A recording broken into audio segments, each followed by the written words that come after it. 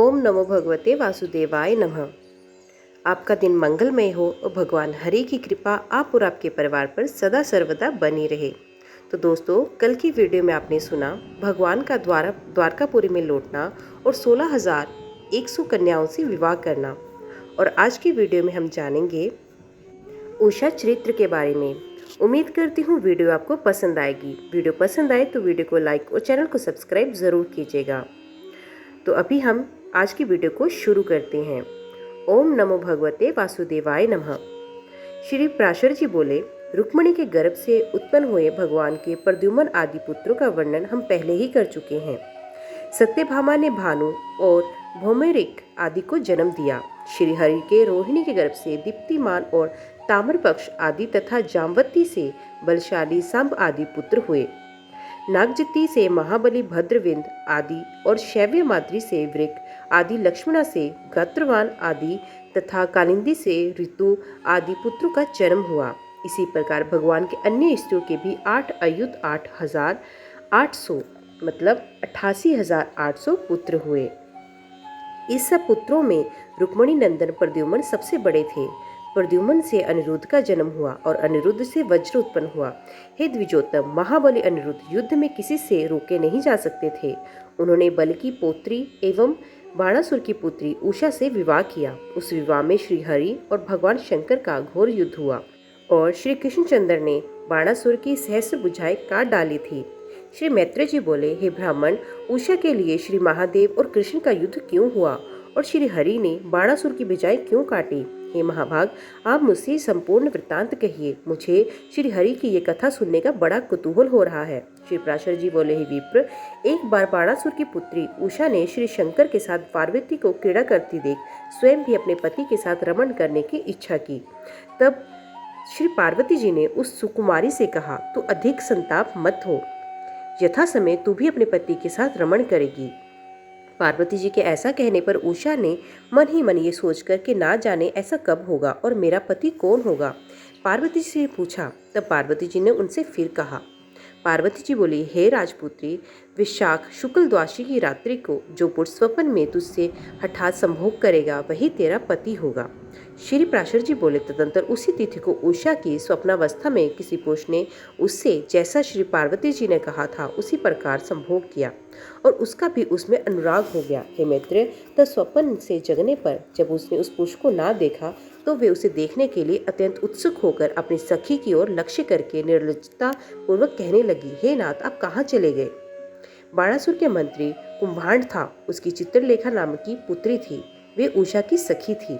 उसने पूछा, ये तुम किसके विषय में कह रही हो? किंतु जब लज्जावश उषा ने उसे कुछ भी न बतलाया तब चित्रलेखा ने विश्वास दिलाकर उषा से सब वृतांत कहला दिया। चित्रलेखा के सब बात जान लेने पर उषा ने जो कुछ और पार्वती जी ने कहा था वे भी उसे सुना दिया और कहा कि अब जिस प्रकार उसका पुण्य समागम हो वही उपाय करो। चित्रलेखा ने कहा, हे प्रिय, तुमने जिस पुरुष को देखा है उसे तो जानना भी बहुत कठिन है, फिर उसे बतलाना कि पाना कैसे हो सकता है? तथापि मैं तुम्हारा कुछ न कुछ उपकार तो करूंगी ही। तुम 7 या 8 दिन तक मेरी प्रतीक्षा करना। ऐसा कहकर वे अपने घर के भीतर गई और उस पुरुष को ढूंढने का उपाय करने लगी। श्री प्राशर जी बोले, तदंतर चित्रलेखा के चित्रपट पर मुख्य मुख्य देवता, दैत्य, गंधर्व और मनुष्यों के चित्र लिखकर उषा को दिखलाए। तब उषा ने गंधर्व, नाग, देवता, दैत्य आदि को छोड़कर केवल मनुष्यों पर अपने उनमें भी विशेष अंधक कृष्णवंशी यादवों पर ही दृष्टि दी। हे द्विज, राम और कृष्ण के चित्र देखकर वे सुंदर भृगटी वाली लज्जा से जडवत हो गई तथा प्रद्युम्न को देखकर उसने लज्जावश अपनी दृष्टि हटा ली। तत्पश्चात प्रद्युम्न तन्य प्रियतम अनिरुद्ध जी को देखते ही उस अत्यंत विलासिनी की लज्जा मानो कहीं चली गई। वे यही है, वे यही है। उसके इस प्रकार कहने पर योगगामिनी चित्रलेखा ने उस बाणासुर की कन्या से कहा। चित्रलेखा बोली, देवी से प्रसन्न होकर ये कृष्ण का पौत्र ही तेरा पति निश्चित किया है। इसका नाम अनिरुद्ध है और ये अपनी सुंदरता के लिए प्रसिद्ध है। यदि तुझको ये पति मिल गया तब तो तूने मानो सभी कुछ पा लिया, किंतु कृष्णचंद्र द्वारा सुरक्षित द्वारकापुरी में पहले प्रवेश ही करना कठिन है। तथापि हे सखी, किसी उपाय से मैं तेरे पति को लाऊंगी ही।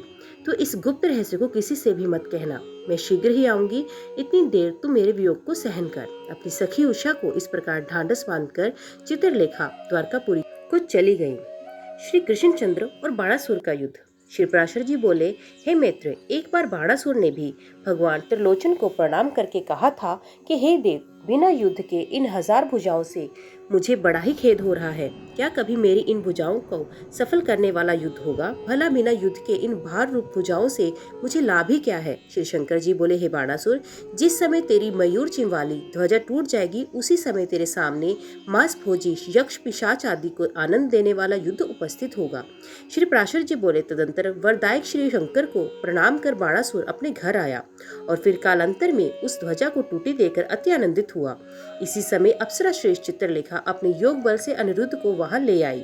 अनिरुद्ध को कन्यांत पूर्व में आकर उषा के साथ रमण करता जान अंतपुर राक्षसों ने ये संपूर्ण वृतांत दैत्यराज बाणासुर से कह दिया। तब महावीर बाणासुर ने अपने सेवकों को उसे युद्ध करने की आज्ञा दी, किंतु शत्रु दमन अनिरुद्ध ने अपने सम्मुख आने पर उस संपूर्ण सेना को एक लोहे दंड से मार डाला। अपने सेवकों के मारे जाने पर बाणासुर अनिरुद्ध को मार डालने की इच्छा से रथ पर चढ़कर उनके साथ युद्ध करने लगा, किंतु अपनी शक्ति भर युद्ध करने पर भी वे यदुवीर अनिरुद्ध जी से परास्त हो गया। तब वे मंत्रियों की प्रेरणा से मायापूर्वक युद्ध करने लगा। यदुवंतर अनिरुद्ध को नागपाश से बांध लिया। इधर द्वारकापुरी में जिस समय समस्त यादवों में ये चर्चा हो रही थी कि अनिरुद्ध कहाँ है, उसी समय देवर्षि नारद ने उनके बाणासुर द्वारा बांधे जाने की सूचना दी। नारद जी के मुख से योग विद्या में निपुण युवती चित्रलेखा द्वारा उन्हें शोणितपुर ले जाया गया। सुनकर यादवों को विश्वास हो गया कि देवताओं ने उन्हें नहीं चुराया। तब स्मरण मात्र से उपस्थित हुए गरुड़ पर चढ़कर श्री हरि, बलराम और प्रद्युम्न के सहित बाणासुर की राजधानी में आए। नगर में घुसते ही उन तीनों का भगवान शंकर के पार्षद पर्वत गणों से युद्ध हुआ। उन्हें नष्ट करके श्री हरि बाणासुर की राजधानी के समीप चले गए। तदंतर बाणासुर की रक्षा के लिए 3 सिर और 3 पैर वाले महेश्वर नामक महान ज्वर आगे बढ़कर श्री भगवान से लड़ने लगे। उसके फेंके हुए भस्म स्पर्श से संतप्त हुए श्री कृष्णचंद्र के शरीर का आलिंगन करने पर बलदेव जी ने भी शिथिल होकर नेत्र मूंद लिए। इस प्रकार भगवान के साथ युद्ध करते हुए उस माहेश्वर ज्वर को वैष्णव ज्वर ने तुरंत उनके शरीर से निकाल दिया। उस समय श्री नारायण की भुजाओं के आघात से उस महेश्वर ज्वर को पीड़ित हो विहल हो देखकर पितामह ब्रह्मा जी ने भगवान से कहा, उसे क्षमा कीजिए। तब भगवान मधुसूदन ने कहा, अच्छा, मैंने क्षमा की। ऐसा कहकर उस वैष्णव ज्वर को अपने में ही हीन कर लिया। ज्वर बोला, जो मनुष्य आपके साथ मेरे इस युद्ध का स्मरण करेंगे वे ज्वरहीन हो जाएंगे। ऐसा कहकर वे चला गया। तदंतर भगवान कृष्णचंद्र ने पंचाग्नि को जीतकर नष्ट किया और फिर लीला से ही दानव सेना को नष्ट करने लगे। तब संपूर्ण दैत्य सेना के सहित बलिपुत्र बाणासुर भगवान शंकर और स्वामी कार्तिकेय जी भगवान कृष्ण के साथ युद्ध करने लगे। श्री हरि और श्री महादेव जी का परस्पर बड़ा घोर युद्ध हुआ। इस युद्ध में प्रयुक्त शस्त्रास्त्र में के किरण जाल से संतप्त होकर संपूर्ण लोग शुद्ध हो गए। इस घोर युद्ध में उपस्थित होने पर देवताओं ने समझा कि निश्चय ही ये संपूर्ण जगत का प्रलयकाल आ गया है। श्री गोविंद ने जृंभकास्त्र छोड़ा, जिससे महादेव जी निद्रित से होकर जब मुहाई लेने लगे। उनकी ऐसी दशा देखकर दैत्य और प्रमथगण चारों ओर भागने लगे। भगवान शंकर निद्राधीन होकर रथ के पिछले भाग में बैठ गए और फिर अकेश कर्म करने वाले श्री कृष्णचंद्र से युद्ध न कर सके। तदंतर गरुड़ द्वारा वाहन के नष्ट हो जाने से, प्रद्युम्न जी के शस्त्रों से पीड़ित होने से तथा कृष्णचंद्र के हुंकार से शक्तिहीन हो जाने से स्वामी कार्तिकेय भी भागने लगे। इस प्रकार श्री कृष्णचंद्र द्वारा महादेव जी के निद्रा विभूत दैत्य सेना के नष्ट, स्वामी कार्तिकेय के पराजित और शिवगणों के क्षीण हो जाने पर कृष्ण, प्रद्युम्न और बलभद्र जी के साथ युद्ध करने के लिए वहां बाणासुर साक्षात नंदीश्वर द्वारा हांके जाते हुए महान रथ पर चढ़कर आया। उसके आते ही महावीरशाली बलभद्र जी ने अनेकों बाण बाणासुर पर की सेना को छिन्न भिन्न कर दिया। तब वे वीर धर्म से भ्रष्ट होकर भागने लगी। बाणासुर ने देखा कि उसकी सेना को बलभद्र जी बड़ी फुर्ती से हल से खींच कर मुसल से मार रहे हैं। श्री कृष्णचंद्र उसे बाणों से बीन डालते हैं। तब बाणासुर का श्री कृष्णचंद्र के साथ घोर युद्ध छिड़ गया। वे दोनों परस्पर कवच भेदी बाण छोड़ने लगे, परंतु भगवान कृष्ण ने बाणासुर के छोड़े हुए तीखे बाणों को अपने बाणों से काट डाला। फिर बाणासुर कृष्ण को तथा कृष्ण बाणासुर को बीनने लगे। हे द्विज, इस समय परस्पर चोट लगने पर बाणासुर और कृष्ण दोनों ही विजय की इच्छा से निरंतर शीघ्रता पूर्वक अस्त्र शस्त्र छोड़ने लगे। अंत में समस्त बाणों के छिन्न और संपूर्ण अस्त्र शस्त्र के निष्फल हो जाने पर श्री हरि ने बाणासुर को मार डालने का विचार किया। तब दैत्य मंडल के शत्रु भगवान कृष्ण ने सैकड़ों सूर्य के समान प्रकाशमान अपने सुदर्शन चक्र को हाथ में ले लिया। जिस समय भगवान मधुसूदन बाणासुर को मारने के लिए चक्र छोड़ना ही चाहते थे, उसी समय दैत्यों की विद्या कोटरी भगवान के सामने नम्रावस्था में उपस्थित हुई। उसे देखते ही भगवान ने नेत्र मूंद लिए और बाणासुर को लक्ष्य करके उस शत्रु की भुजाओं के वन को काटने के लिए सुदर्शन चक्र छोड़ा। भगवान अच्युत के द्वारा प्रेरित उस चक्र ने दैत्यों के छोड़े हुए अस्त्र समूह को काटकर क्रमश बाणासुर की भुजाओं को काट डाला। जब त्रिपुर शत्रु भगवान शंकर जान गए कि श्री मधुसूदन बाणासुर के बाहुवन को काटकर अपने हाथ में आए हुए चक्र को उसका वध करने के लिए फिर छोड़ना चाहते हैं, अतः बाणासुर को अपने खंडित भुजंदों से लोहू की धारा बखाते हुए श्री उमापति ने गोविंद के पास आकर मानपूर्वक कहा। श्री शंकर जी बोले, हे कृष्ण, हे जगन्नाथ, मैं ये जानता हूँ कि आप पुरुषोत्तम परमेश्वर परमात्मा और आदि अंत से रहित श्री हरि हैं। आप सर्वभूतमय हैं। आप जो देव, त्रियक और मनुष्य आदि योनि में शरीर धारण करती हैं, ये आपकी लीला का ही एक हिस्सा है। हे प्रभु, आप प्रसन्न होइए। मैंने इस बाणासुर को अभय दान दिया है। हे नाथ, मैंने जो वचन दिया है उसे आप मिथ्या न करें। ये आपका अपराधी नहीं है। ये तो मेरा आश्रय पाने से ही ऐसा गर्वीला हो गया है। इस दैत्य को मैंने ही वर दिया था, इसलिए मैं ही इसे आपसे क्षमा कराता हूँ। श्री पराशर जी बोले, त्रिशूलधारी भगवान उमापति के इस प्रकार कहने पर श्री गोविंद ने बाणासुर के प्रति क्रोध भाव त्याग दिया और प्रसन्न वंदन होकर उनसे कहा। श्री भगवान बोले, हे शंकर, यदि आपने इसे वर दिया है तो ये बाणासुर जीवित रहे। आपके वचन का मान रखने के लिए मैं इसको चक्कर से रोक लेता हूँ। आपने जो अभय दिया है वे सब मैंने भी दे दिया। हे शंकर, आप अपने को मुझसे सर्वथा भिन्न ना समझे। आप यही भली प्रकार समझ ले कि जो मैं हूँ सो आप हैं, तथा ये संपूर्ण जगत, देव, असुर, मनुष्य आदि कोई भी मुझसे भिन्न नहीं। हे हर, जिन लोगों का चित्त अविद्या से मोहित है वे भिन्न दर्शी पुरुष ही हम दोनों में भेद देखते हैं और बतलाते हैं।